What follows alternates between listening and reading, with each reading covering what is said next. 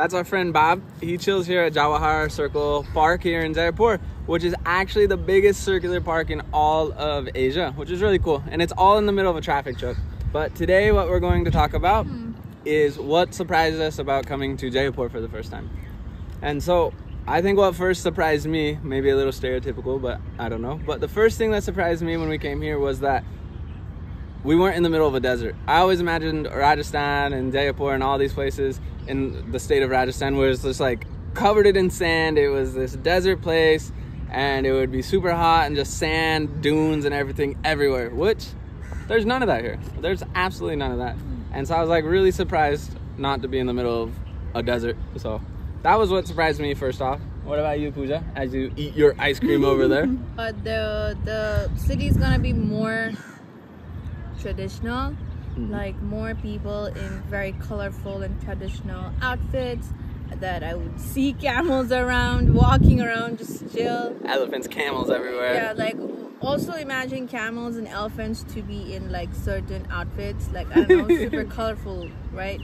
So I did not think it's very different from what I thought it to be. Like Hayden said, very stereotypical thinking, you know? When you like type in Jaipur and you see like the first picture that on Google is like an elephant dressed in all these vibrant, pretty colors, and then like an elephant rider, people dancing, and an elephant rider in their traditional clothes and all this in front of the fort and the palace, and you're like, wow. But that was actually in some fort those pictures were taken. Just like probably during a festival. Yeah, and we thought like, wow, we're just gonna see people walk around like that. The power of Photoshop now. You see all these elephants and camels like in the front of like Awa Mahal and all these other like famous places, heritage sites in Jaipur, but they're not really there. So that also surprised me. The third thing that surprised, second thing for me, third thing altogether, is that Jaipur is actually a really big city. Like I know after coming here, Jaipur is a tier 2 city here in India, so not the biggest, not the smallest, but mid-sized, right? And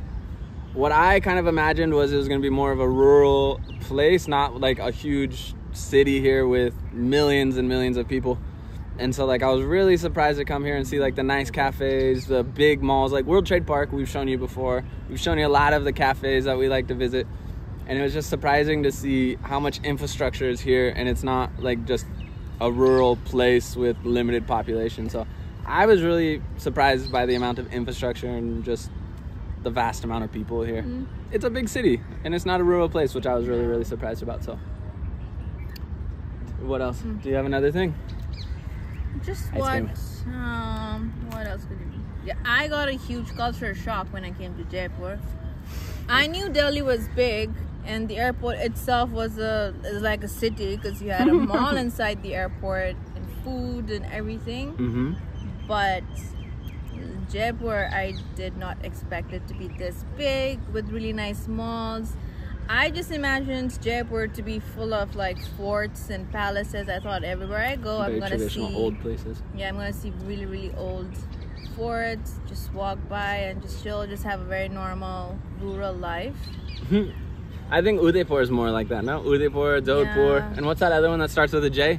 Jaisalmer. Yeah, those places I think are much more rural. Correct me if I'm wrong, if you live in those places or if you visited there, but I think they're much more smaller. So yeah, Jodhpur is the blue city of Rajasthan. With the lakes, no? Or is that Udaipur? Udaipur is a city of all these cities are the city of something, and I get very confused. Jaipur, pink city of India. I know that. While Pooja's thinking of a unique thing, I'll tell you our story from today of this boy trying to rip us off, like significantly rip us off. So this morning we were getting ready to go to the cafe, lots of energy, we were gonna go work. I was singing some Phil Collins and just having a great day. And then I walked down the you like that? I was walking down the stairs to go get our tuk-tuk, and my shoe just blew apart, and just like alligator style, just completely opened up. The whole bottom of its sole just came off, and I was like, ah, damn, energy down, right? So then asked the boys at the cafe, like, where can I get this fixed? They point me in the direction. I find the kid, the guy sitting on the street, and shoemaker, blah, blah, blah. And I was like, all right, how much? The boys at the cafe told me 50 to 100 rupees. 100 rupees probably foreigner price, which I understand, okay. We get there and the boy first starts with 2,000 rupees. And I was like, oh my God, I might as well go buy a whole another pair of shoes. And then he goes down and he's like 300, 200. And then we're sitting there going back and forth on the price. And he's like 150 and we're like 100. He's 150 and he just keeps working.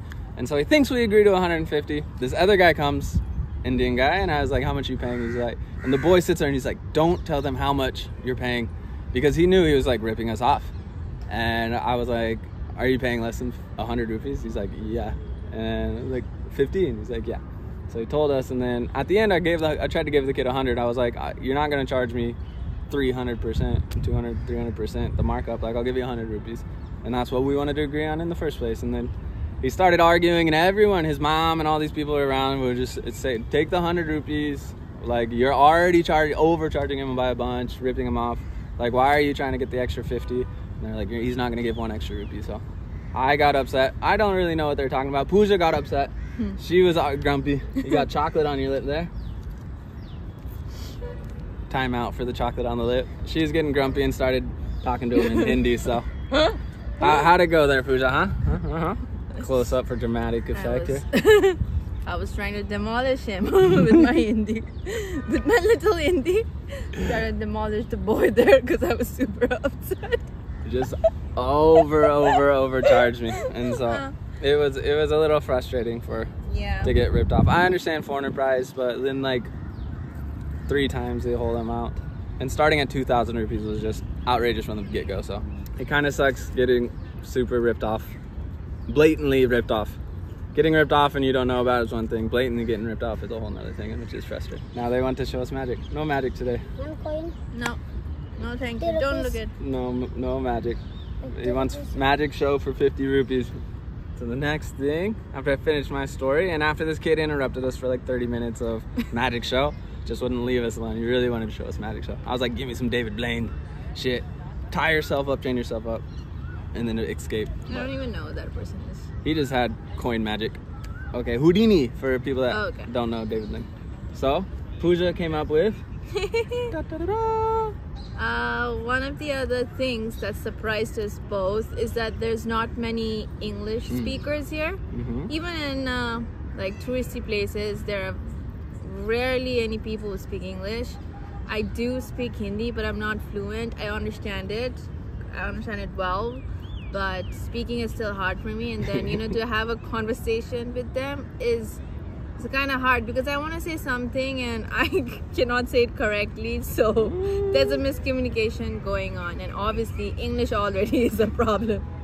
So I support Pooja. I support her and tell her to speak more Hindi. I support her by speaking 0 Hindi and nothing.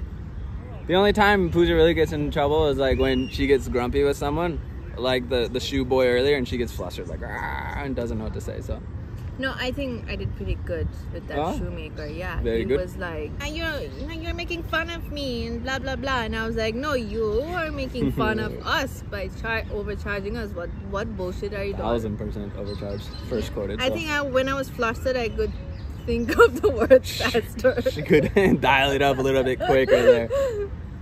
So yeah, it's been I've mentioned this, but it's been a hell of a time for me trying to speak to people. There's a Town Coffee, we like to go there a lot to work and everything, and the one guy, we both try to talk to each other, but like he understands half the stuff I say, I understand half of the stuff, so we're both having like different conversations. So just not a lot of English speakers here for being, I don't know, I thought it was a more tourist place to come and visit, but there's just not. It's alright, there's not a lot of English speakers. So I don't think like tourists go to these cafes, you know, they're just here to look at the monuments. But even like Hava Mahal we've gone to, and we've gone to these other heritage sites, Albert Hall, blah blah blah, and there's just not a lot of English speakers there, like the counters and stuff, and so, or like tour guides and everything. It's just been real difficult. That's it. That's all we got. Our friend Bob, I will show you one more time, and actually he's part of the light show here. He's creepy though at night. He's a little creepy, but he's part of the Patrika Gate Jawahar Park water show, and so at nighttime they put these big lights up out in the middle, and they at first do like a YouTube video of some like trending Hindi song in the middle, and everyone is all excited about that, and then there's a light show afterwards. If you're in this area, maybe you want to come see it. We watched it for like 10-15 minutes and then we had to go because it was a little bit underwhelming. It wasn't like a Las Vegas water show, like so here's Bob. He protects the water show.